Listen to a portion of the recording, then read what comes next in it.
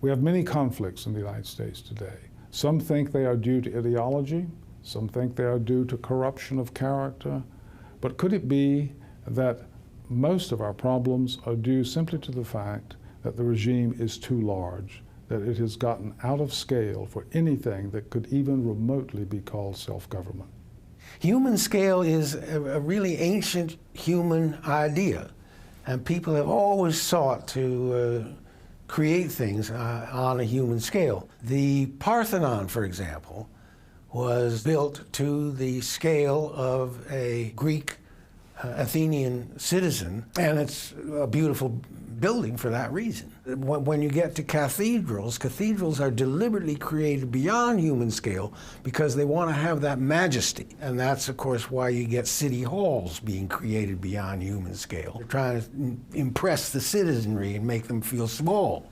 Size and scale, we could say, the idea goes back to Aristotle, who said that everything in nature that has a function has a proper size beyond which or below which it becomes dysfunctional. A committee of 12 people can function quite well, but a committee of 1,000 or even 100 would be dysfunctional. A Republican government is one in which the people make the laws they live under, and some of us value that very much. Let's look at the United States. We have representative government. We have 435 members in the House of Representatives. 435 representatives gives us one representative for every 750,000 people. That is not representative government. When we get 435 million people, there'll be one representative for every million people. That is not Republican government.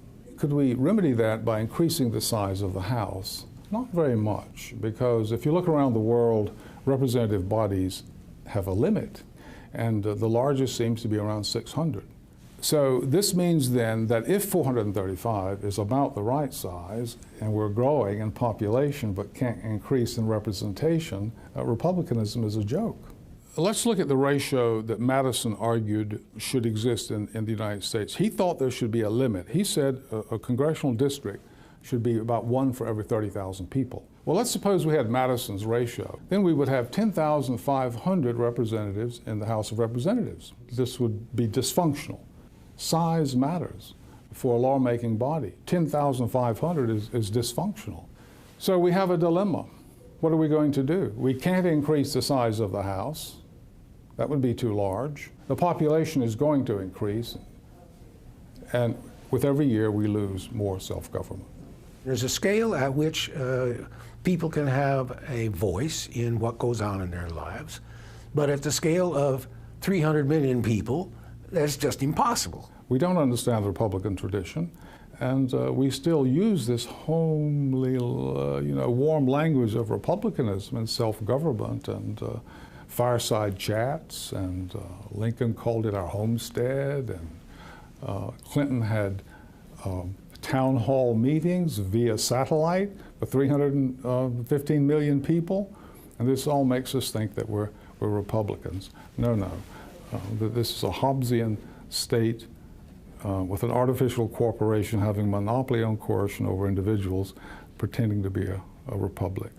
The system we have doesn't work now, and because it is at the wrong scale, enough people will start to question what is the right scale and start thinking about the scale at which things do work better.